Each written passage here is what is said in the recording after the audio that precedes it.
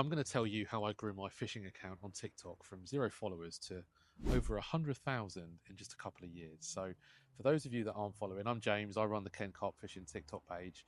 And if you want to stick around for a couple of minutes, I'll give you a few hints and tips on what might help you if you're looking to grow a similar page. So, the first thing that I'm going to cover are some frequently asked questions, and perhaps a little bit later on, I might elaborate on some of those a little bit more as well. So, in order to grow your account, do you need social media experience? Now, whilst I've got a background in marketing, I've never done anything on social media before this. So, the short answer is probably no. And another question that I get quite regularly is, do you need lots of expensive equipment? Now, what a lot of people fail to perhaps believe from me sometimes is that all I've ever used is my phone.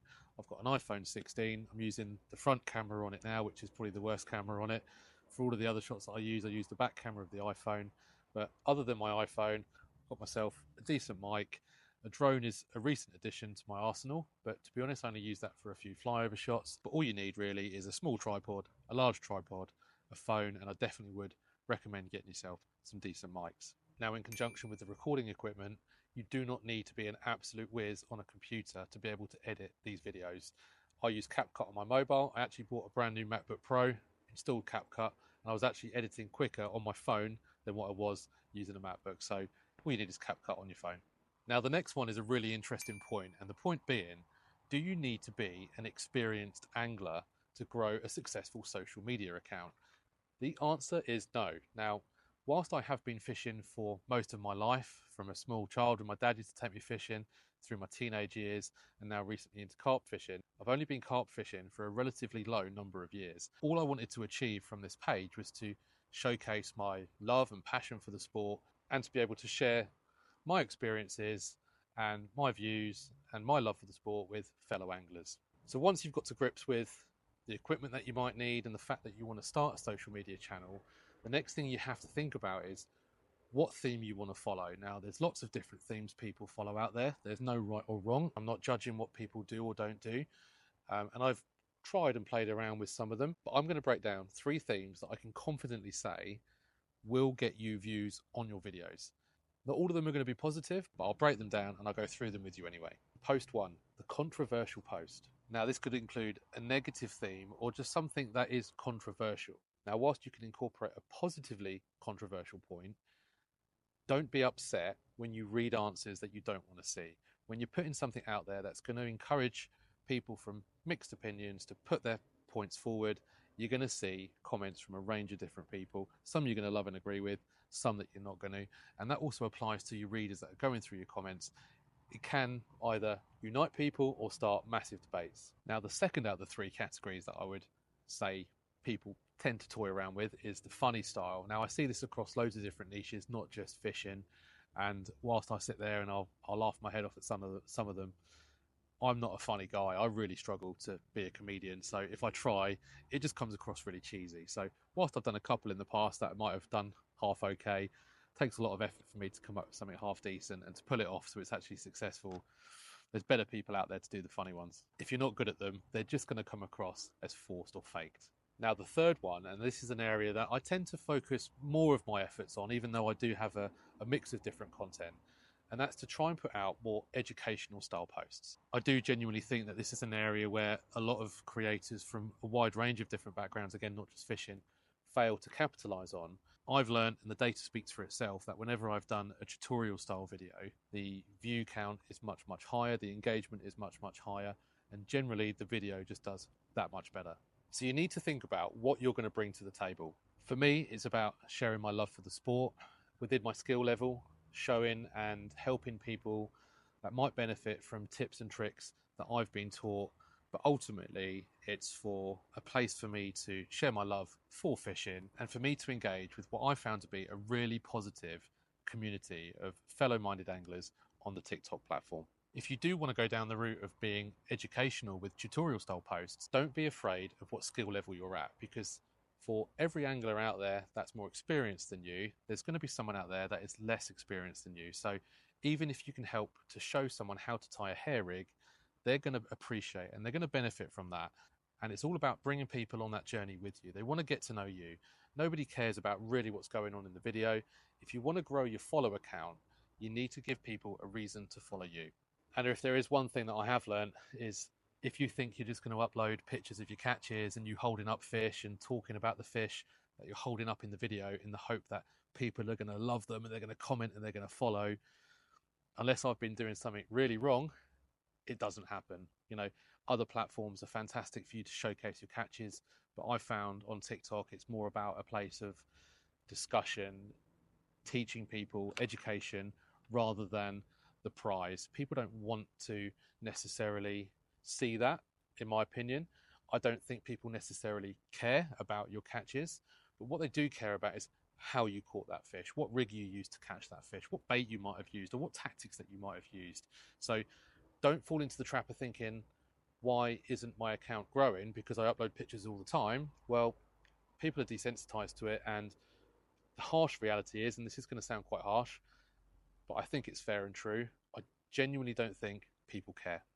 And you've got to be able to take that criticism, or you've got to be able to take that feedback in the view count numbers. You know, that's your feedback ultimately. What might be a really special moment for you might not resonate at all for the person that's watching. So to recap on those three different areas, so you've got the controversial posts, which are likely going to end up with a split audience. Half are going to agree, half are going to argue, and you might find that your page doesn't end up being that welcoming for all. As I've said for the funny ones, give them a go, but for me, they're not my bag. I'm not very good at them, but if you can pull them off, you could find yourself having a really successful, funny, positive channel that you can grow really, really quickly.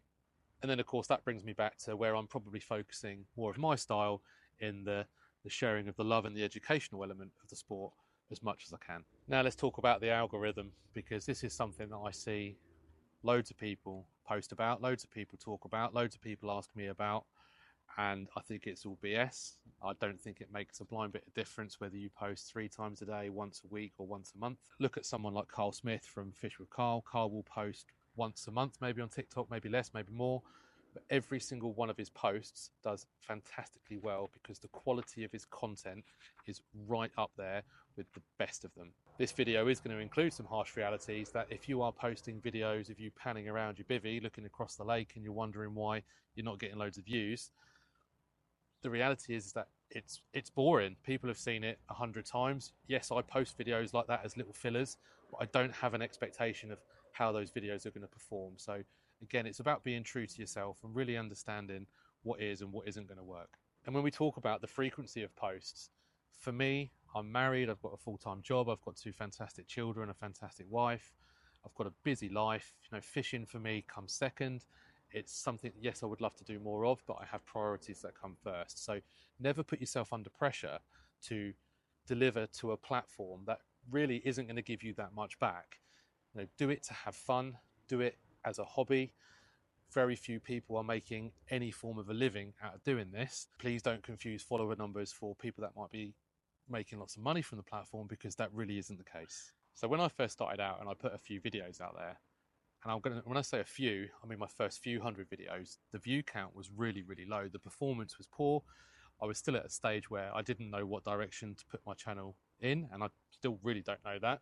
But what I was starting to do was to self-critique and really analyse using the analytics that the app gives you to give myself an understanding of what videos were performing and which ones weren't. Now, by having that information, it gave me a really good opportunity to adapt and change my content so that the numbers of the views or the followers or the likes or the comments all started to grow.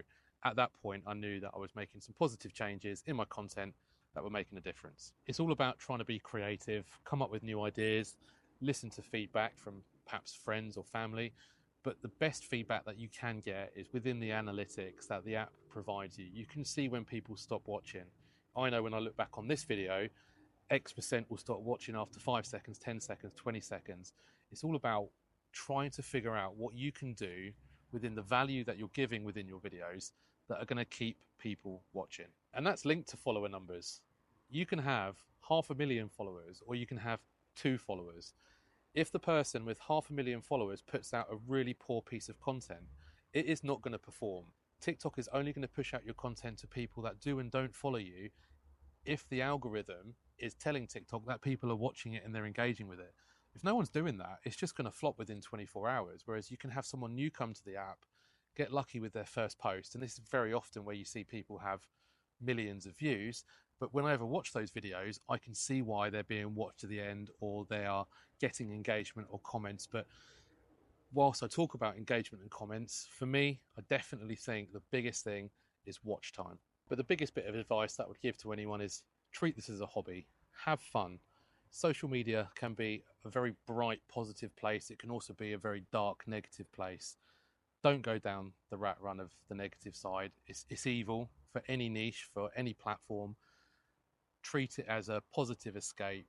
There's a fantastic fishing community on TikTok. I've made some fantastic friends, lifelong friends, through this app. And if it hadn't have been for fishing and TikTok, I never would have met these people. But ultimately, guys, have fun with your content. Get out there. If you're not sure if a post is going to perform, just post it. You've got nothing to lose. Keep it positive. Have fun. And most of all, do not worry about the numbers. They are all for vanity. It makes no difference to your life. Just go out there and enjoy your fishing.